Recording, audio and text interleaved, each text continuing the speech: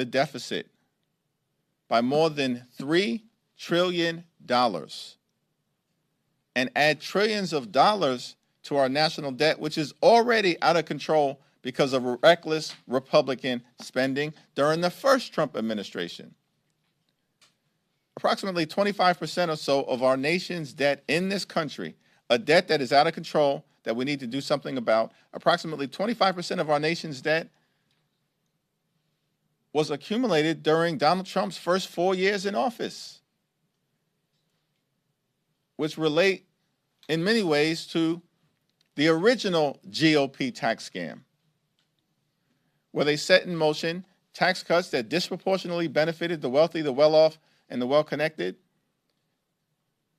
and borrowed more than $2 trillion, adding to our debt to benefit their billionaire donors. It's extraordinary. There is not a single Republican in this town that can credibly argue they are the party of fiscal responsibility. And in fact, that was one of the reasons why Elon Musk called the one big ugly bill a disgusting abomination, because it will set in motion the possibility that America is on an unsustainable path toward bankruptcy. That's trillions of dollars. And Republicans won't have any ability to convince anyone about the reality being different. Good morning. What do you make of Congress and Republicans in Congress just approving this spending back in March with the CR, and the toing and froing a couple months later want to cut out some of that, the conceivable inconsistency of that, approving that to keep the government open and then changing policy just a couple months later? It's not shocking to me because at the end of the day, Republicans have consistently been lying to the American people about trying to build an affordable economy, about stability in the federal government, about meeting the needs of the American people. And then after jamming a partisan bill through the House of Representatives, turn around and are doing the bidding of this extreme administration by cutting billions from programs that are designed to protect America's national security interests and stop diseases or epidemics from reaching our shores. That's what the PEPFAR program is all about. And it's a bipartisan program. It was President George W. Bush's initiative, working with Democrats in the House, like former Representative Barbara Lee. These are exactly the type of things that we should be embracing, not running away from. But Republicans have been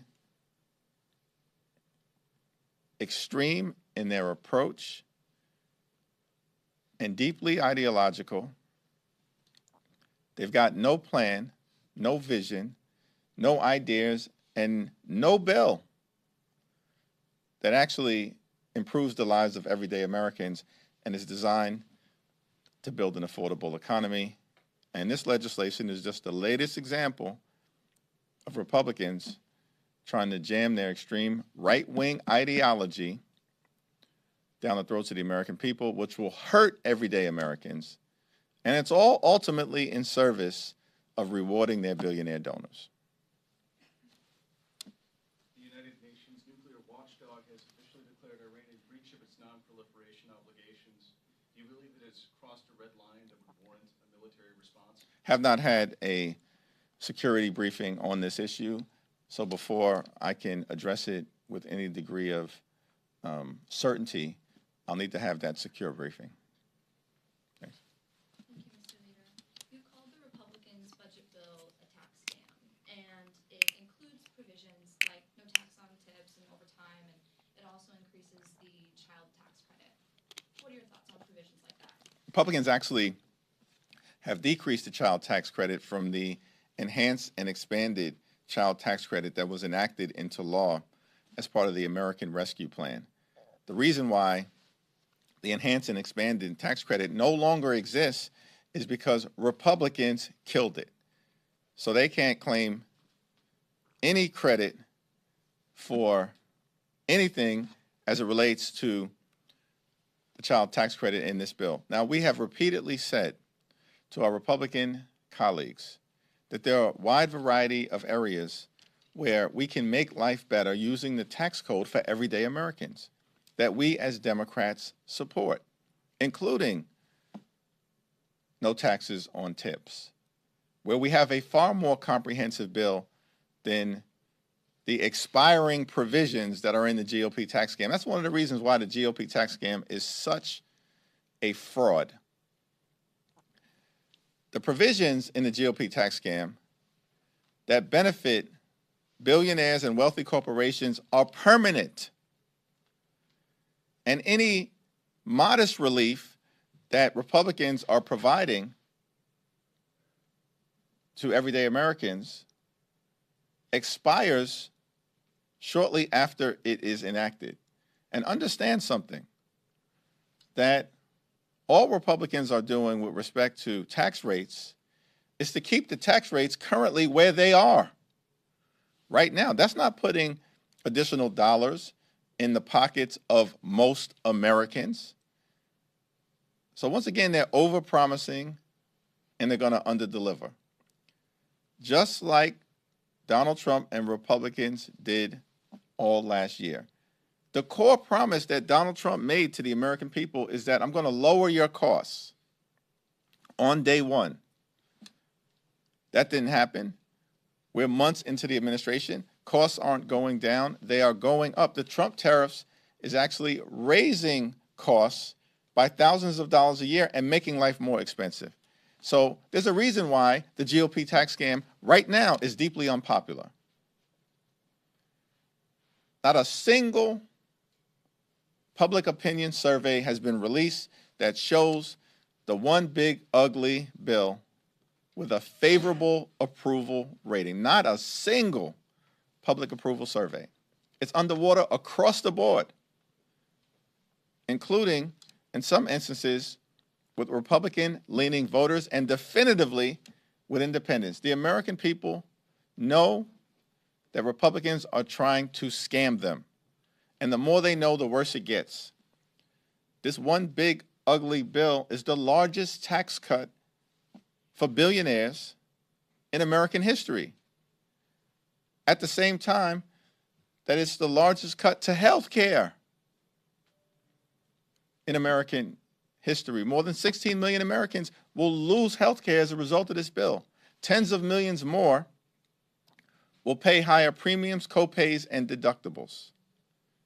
It's the largest cut to nutritional assistance in American history, more than $300 billion cut from the Supplemental Nutritional Assistance Program, meaning Republicans are literally snatching food from the mouths of children, veterans, and seniors. Why?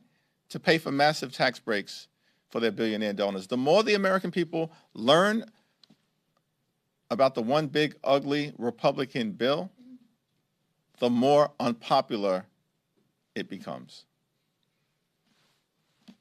Thank you. Just looking long-term at the appropriations process, are you concerned at all about where that stands and the ability to pass an appropriations bill by the next fiscal year? Donald Trump and House Republicans have a decision to make. Do they want to work in a common sense, bipartisan way to find common ground, or are they going to try to jam an ideological right-wing bill down the throats of the American people in a partisan fashion? If they choose the latter approach, we're going to have challenges in September. Thank you, Mr. Leader. When the reconciliation bill was under consideration in the House, Democrats had days of actions, weeks of actions, shadow hearings, just like you said, a more environment. Now that the bill is under consideration in the Senate next week while you all are on recess, will there be any activities with Senate Democrats? What will you be up to as you continue to make the case against this bill to the American people? Next week, we're going to have a Save Our Hospitals Week of Action. And that will be all across the country, and we'll do it in partnership with advocacy organizations, healthcare professionals, doctors, nurses, social workers, technicians, and most importantly, everyday Americans whose health will be devastated by the GOP tax scam